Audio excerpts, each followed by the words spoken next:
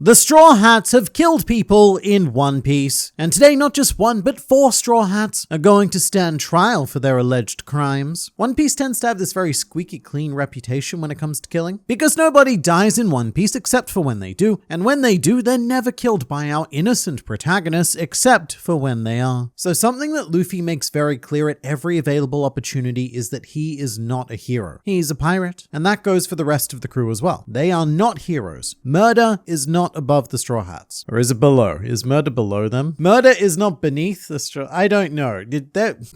We're gonna begin. This is why I don't improvise. And first to stand trial is the swordsman, Roanoa Zoro. He stands accused of kill murdering the original Mr. 7 of Baroque Works prior to the series beginning. When it comes to Mr. 7, the One Piece Wiki has very carefully chosen their words for his article, where it states that he died on duty when he attempted to forcefully recruit Roanoa Zoro, which is a bit like writing a news article after you've been warned by the legal team not to say anything about the event. Our reports state that the victim died in the same room as Zoro was in at the time. Mr. 7's corpse was covered in cuts, Zoro's swords were slathered in blood, and a message was left stating, "I, Roanoa Zoro, killed this dude," and there's a big bloody arrow pointing to the body of Mr. 7. So with all of the available evidence, we can only conclude that Mr. 7 passed away whilst on duty somehow. To be fair, the Viz translation very much sanitizes this event as well. In chapter 190, Mr. 1 states, "You're that pirate hunter who took out Mr. 7, right?" And then Zoro confronts Mr. 1's vagueness with vagueness of his own. "Instead of agreeing to my demand, he attacked me, so I dealt with him." It's all very mafia speak. Take him out, deal with him. However, this is disputed by Viz itself. Current official translator Stephen Paul, prior to commencing his employment, did his own fan translations of the first 53 volumes of One Piece. And in his unofficial official translation, not only does Mr. 1 accuse Zoro of killing Mr. 7, but he further states that Zoro killed the 100 bounty hunters at Whiskey Peak, which puts us in a bit of a weird position, because 99% of the time what the official says is law. But this is the official translator speaking, just in a non-official capacity. What we definitely know is that Mr. 1 was slightly exaggerating, because we know that Vivi, Igaram, Miss Monday, and Mr. 9 survived, so at most, Zoro could only have killed 96 bounty hunters, including Mr. Beans, a small child. Although what I will say for it is that Luffy's actions would make a lot more sense if this was the case. Luffy wakes up, sees 96 bodies scattered about, and then outright states that he is going to kill Zoro, or states that Zoro is going to die, I guess. So I guess we could accuse Luffy of attempted murder here, but we'll get to the captain in a bit because he's accused of some very, very serious crimes as well. With Zoro though, the only one we can 100% prove is Mr. 7, because he's officially deceased, with the cause of death being noted as very Zoro related, and the Netflix live action adaptation went as far as to show Zoro literally chopping Mr. 7 into pieces and then stuffing him in a big old bag. There's reasonable doubt with the bounty hunters though, because even if Stephen Paul's translation is correct, we're still taking the word of Mr. 1 here. Crocodile could have heard about the failure at Whiskey Peak, had everyone killed, and told his agents, "Whoa, it was that nasty sword guy, not me, your boss who loves you." But Zoro's not completely off the hook yet. In chapter 909, Zoro reveals that he's familiar enough with blood that he can even smell it from quite the great distance, particularly on the magistrate, presumably after he had bathed after murdering that guy. But these are quite ominous words as he proceeded to slice open the Wano magistrate with a seppuku knife. And this is another one that's disputed, because later on Zoro was referred to as the magistrate murderer in a poor quality fan translation. However, Viz just states it's the guy that sliced up the magistrate, leaving it very vague.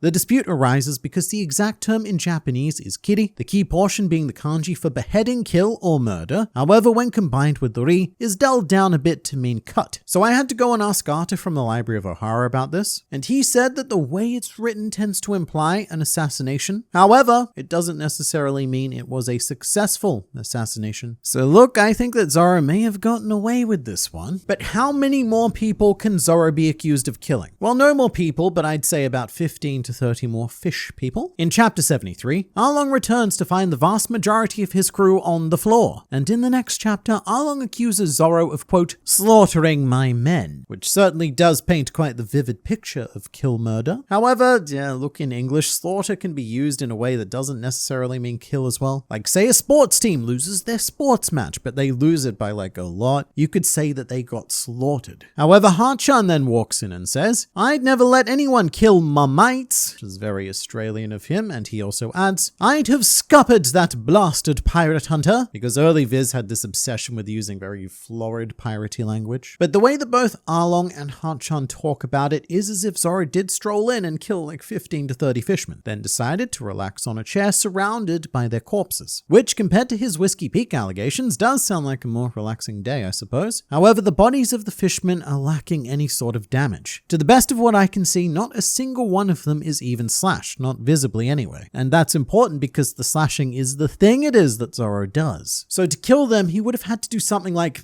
I was honestly going to say drown them, but that wouldn't work. Something less messy though. And this one's difficult because Arlong implies that Zoro killed his men, and then Hachan removes all ambiguity by using the word kill. And of course we do have bodies, a lot of bodies. So with what we have, I think that Zoro has to be found guilty. Take him away, someone. And next up on the stand is Nico Robin, who I believe has already publicly pled guilty. However, on the advice of her legal team, has decided to investigate the matter regardless. Our major piece of evidence for this Nico Robin crime comes from chapter 218, where Robin briefly explains her backstory. A child can't live on the high seas alone. I survived by joining various outlaw gangs. As a result, I became an expert in operating in the shadows. And when Usopp asks what Robin's specialty is, she replies, assassination. But here's the thing, right? This was a very intimidating and kind of spooky line to hear at the time. But after having gotten to know Robin a lot more, I think this might just be her dark sense of humor. Because all the evidence we have suggests that Robin always goes out of her way not to kill people. Like Igaram on Whiskey Peak, who could only have survived due to Robin's intervention. Or rescuing Luffy on Alabasta, Robin doesn't even like it when other people try to kill people. And even though her clutch attacks are incredibly brutal, they never kill anyone. The person who probably had it the worst was Spandam when Robin broke his back whilst they were sailing away from any Sobby, but even Spandam survived. And the fact that it was Spandam is actually important, which is something I never thought I would say, but in this case, it's very relevant when it comes to canon power scaling. Spandam was rated at 9 Doriki, which is weaker than the average Marine who has a power level of 10 Doriki. So if Spandam is surviving the worst of Robin's attacks, then so is everyone else. The only evidence we have that Robin has ever killed someone is her own word, which may or may not have been a joke, and I cannot convict based on that. Going into this video, I thought that Robin was one of the 2 straw hats that were surefire convictions, but Nico Robin has been found not guilty. Come to think of it, One Piece has had a lot of characters that claim to be assassins, but then we never see any evidence to back up that claim. And really, can you even be an assassin without having assassined someone? It's like claiming to be a painter without even having done your first painting. There's only one character in the series who can claim to be an assassin, and that is Rob Lucci, who, as a bit of a coming of age moment when he hit 13, killed 500 hostages, and who is said to be the strongest, most cold-blooded killer in the history of CP9. But he's a bad man, a very bad man, so we expect that of him. Who we don't expect it from is Nami, who I must now ask to take the stand. Nami isn't above killing people, and killing people isn't below her either. She's like right in the middle. No, she's below the killing. I don't understand my own metaphors. Nami gets used a lot as comic relief, but she had a real rough childhood and came to terms with the world that she grew up in. And there's at least one moment in the series where Nami has stated a serious intention to kill someone. That would be during chapter 88, where she states the intention to kill Arlong. The chapter is even titled Die with like 3 exclamation marks. It's a lot. Although maybe it's just German for thee, and Nami was saying thee, Arlong thee. The Bart. The.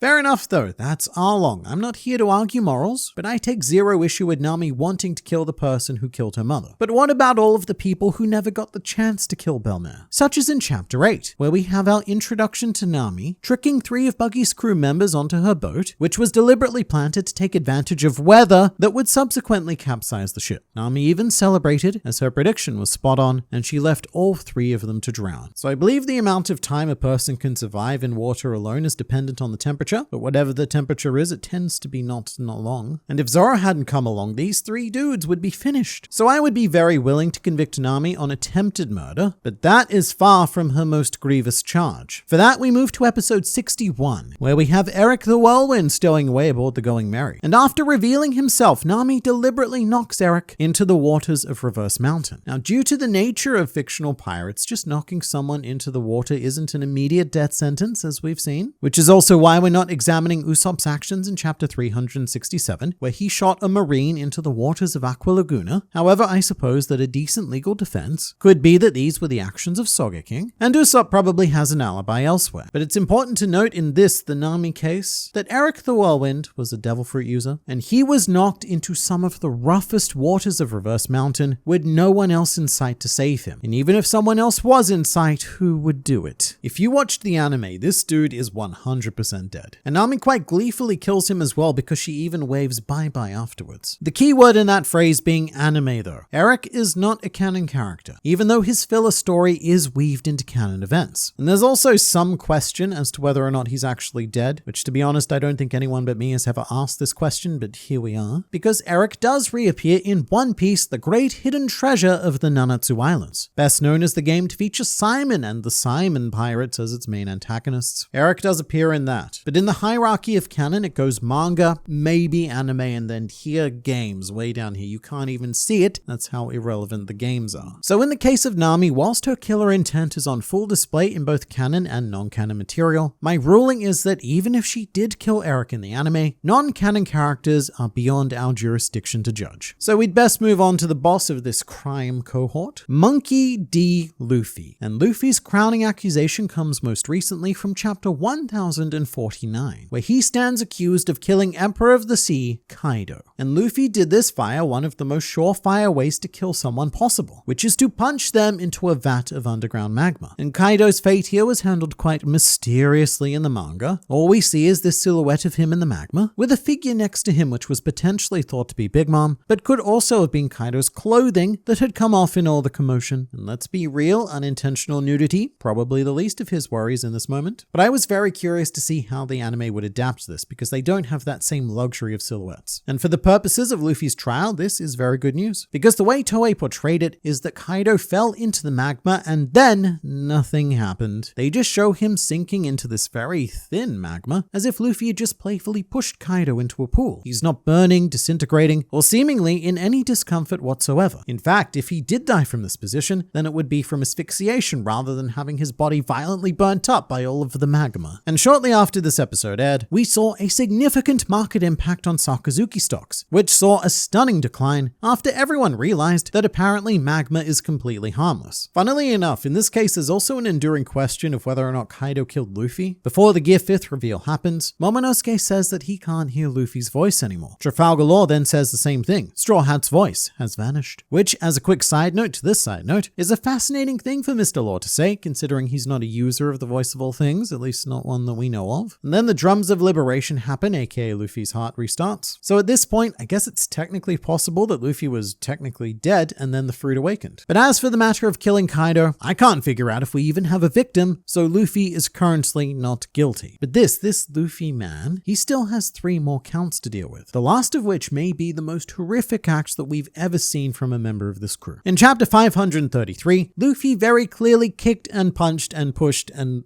other assorted actions, did a whole ton of impel down guards into the flames of the blazing hell. So with Kaido surviving being pushed into magma, at least we know that he's the strongest creature in the world and has very natural, unnaturally high resistance. These guys, they don't have that. And we're not talking playful anime flames either. To set the stage, the prisoners say, "Hey, don't do it, you can't kill us," before they get thwacked into the blazing hells. At which point the prisoners proceed to scream, "I'm burning," before the voices fade away and we never see them again. So when Luffy smacks the impel down guards into the blazing hells, it's about as close to a guaranteed death as one can get. But at the same time, it's never good to make assumptions. In fact, while I was researching this video, one of my favorite things has been reading comments from people making their assumptions with zero evidence. Like Giovanni on Quarter, who said, "I would estimate this. Luffy, 20,000 people. How? Marines he has knocked off into treacherous waters, and any normal water alike. Impel down's lava that instantly kills you. Water 7 has no need to explain. Dress Rosa, he killed hundreds of Dofi's lower downs, and he has killed a lot more. A normal person cannot survive being flown 300 m through the air. Upvote if you agree." And it does have 2 upvotes, so at least one other person does agree with Giovanni, because I'm convinced that the other is himself. But because this is One Piece, I can see the impel down guard surviving. Or more accurately, because I didn't see them overtly dying, I think that Luffy is gonna get lucky on this count. Meanwhile, in chapter 756, Luffy blows a hole clean through one of Sugar's headcracker dolls. And what we need to keep in mind is that these dolls were created out of people, and having toy bodies does not make them disposable, quite the opposite. The two forms carry over, which we can see with Gyros. He was missing a leg when he got turned into a toy, and so the soldier was also missing a leg. So Luffy, having blown the stomach right out of this head cracker, has potentially Sakazuki'd two whole people, because the breakdown of the head crackers is that each one of them is made up of 8 people, and 2 whole people serve as the body. So if anything, Luffy has caused far more damage than Sakazuki did to Ace, and very potentially killed up to 2 people with this attack. But as likely as that is, I can't say it's confirmed either. Here's something that is confirmed though. One Piece Movie 6, Baron Omatsuri and the Secret Island. Still to this day the darkest One Piece movie, which chronicles the crew splitting apart, and Luffy losing each of them one by one, at one stage assumed to be dead. And at the very end of the film, Luffy cracks in anger that we have never seen before, and properly finishes Baron Omatsuri with a St. Charles-esque punch where all of the color vanishes. In fact, this film was almost certainly the inspiration for that punch because it came out in 2005, and Charles being hit wasn't animated until 2009. The difference is that in this film, Luffy's punch kills Baron Omatsuri. We hear his last thoughts, lamenting the death of his crew and such, and then Omatsuri himself passes away. It's a pretty brutal ending to an equally as brutal film, where Luffy unequivocally takes a life. So I would rule him guilty. However, again, non-canon material is outside of our jurisdiction, and in the end, the 3 characters that have killed are our OG3, Luffy, Zoro, and Nami. However, the only one unable to escape the canon charges was Zoro. So jail for him and, I don't know, a low-budget mandatory after-work pizza party for the rest. I'm pretty sure that's how court works. And if you want more, then please do hit the subscribe button for consistent injections of One Piece culture administered directly into your YouTube feed.